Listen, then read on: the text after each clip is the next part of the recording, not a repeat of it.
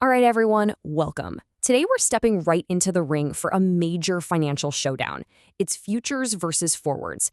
These are two of the most fundamental contracts in the entire world, so let's dive in and really figure out what makes these two heavyweights tick. But first, let me ask you a question. How do you tame uncertainty? I mean, seriously, imagine you're a farmer. You've planted all your crops, but you have absolutely no idea what the price will be 6 months from now when you harvest. One bad swing in the market could wipe you out completely. Well, that right there, that is the exact problem that both futures and forwards were invented to solve. They're tools, plain and simple, for managing the risk of whatever the price might do tomorrow. So let's just rewind the clock a bit, way back to the 19th century. Picture a grain farmer in the Midwest staring down that exact problem. If the harvest is huge, prices could totally crash. But if there's a drought, they could skyrocket. It created this desperate need for a way to lock in a price before the harvest, taking us from simple handshake deals to the massive global markets we see today. And that fundamental economic problem, that was the spark. It was the catalyst for creating the very financial tools we're going to break down today.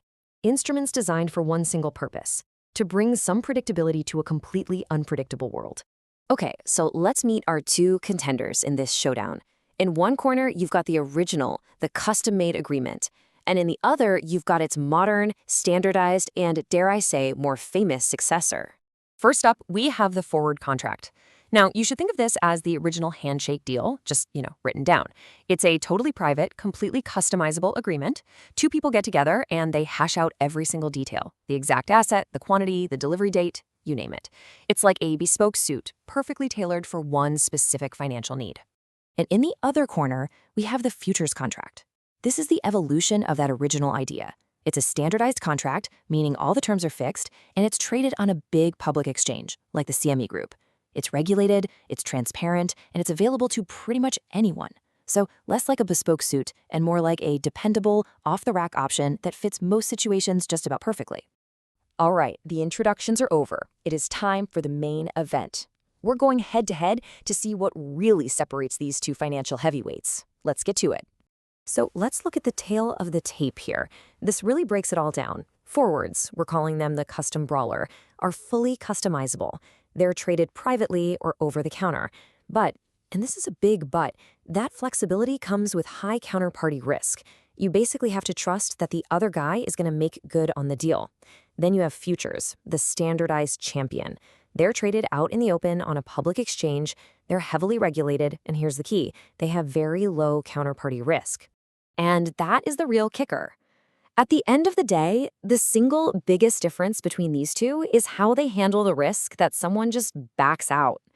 In a private forward deal, if the other side goes bankrupt or just decides to walk away, you could be left holding the bag with a massive loss. Futures, though, they solved this problem in a really brilliant way. And here's how they do it. Futures markets have this incredible safety net called a clearinghouse. It acts as a middleman for every single trade. The clearinghouse literally becomes the buyer to every seller and the seller to every buyer. So what happens if one party defaults? The clearinghouse steps in, covers the loss, and guarantees the trade goes through no matter what. This one innovation is really what made modern global finance possible. Okay, enough theory. Let's see how this all plays out in the real world. We've got two stories that really show when you'd pick one of these contracts over the other. So first, meet Sarah. She's a soybean farmer in Iowa. And she is worried. She's worried about prices crashing right at harvest time, just like they did last year. She needs stability. She needs a way to protect her income from a super volatile market. So what does she do? Sarah's solution is a futures contract. It's easy. She can go to the public exchange and sell a standardized contract for her soybeans. Boom. She locks in a guaranteed price. Now, sure, she might miss out on a huge payday if prices happen to skyrocket, but she gains something way more valuable for her business: stability and peace of mind. She's protected from a disaster. Now, let's meet Alex. Alex works for a major airline, and for him, jet fuel is the biggest and most volatile expense on the books. But his problem is a lot more complicated than Sarah's. He needs a very specific amount of jet fuel, delivered to a bunch of different airports, all on a very precise schedule for the next year. You see, a one-size-fits-all futures contract just isn't going to cut it for Alex. It's not specific enough. So he negotiates a custom forward contract directly with an oil supplier. They create a deal that is perfectly tailored to his airline's unique needs, locking in a price for the exact amounts and delivery schedules they need. Yeah, it carries more risk, but it's the only way to get the flexibility and precision his business requires. So you might be thinking, okay, farmers, airlines, great. Why does any of this matter to me? Well, it turns out these contracts have a much bigger impact on your daily life than you might think. The truth is, the pricing and the stability that happens in these markets, it ripples through the entire economy. It affects the prices of all sorts of goods and services that we all use every single day. I mean, think about it. The price of that coffee you bought this morning, the cost of gas to fill up your car, the general stability of food prices at the grocery store. These markets play a huge role. When companies can hedge their costs, it often leads to steadier prices for you. They even affect the performance of pension funds and retirement accounts that invest in these markets. But, it is a two-sided coin. The upside is economic stability, which is great, but there is a downside. As we all saw back in the 2008 financial crisis, complex and unregulated derivatives, especially those private forward-style contracts, can create massive systemic risk for everyone when they're misused. They're powerful tools, and they have to be handled with care. Which brings us all the way back to our original question. After all of that, who wins the showdown? Is it futures or is it forwards? And the verdict is, it totally depends on your battlefield.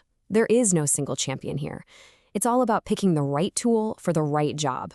You choose futures when what you need is structure, safety, and easy access. But you choose forwards when what you need is flexibility, precision, and complete customization. So I'm going to leave you with this final thought. If you had to manage a big risk in your own life or your own business, which team would you be on? Team futures with its safety and structure, or team forwards with its complete bespoke flexibility? The answer really tells you a lot about the kind of problem you're actually trying to solve. Thanks for tuning in.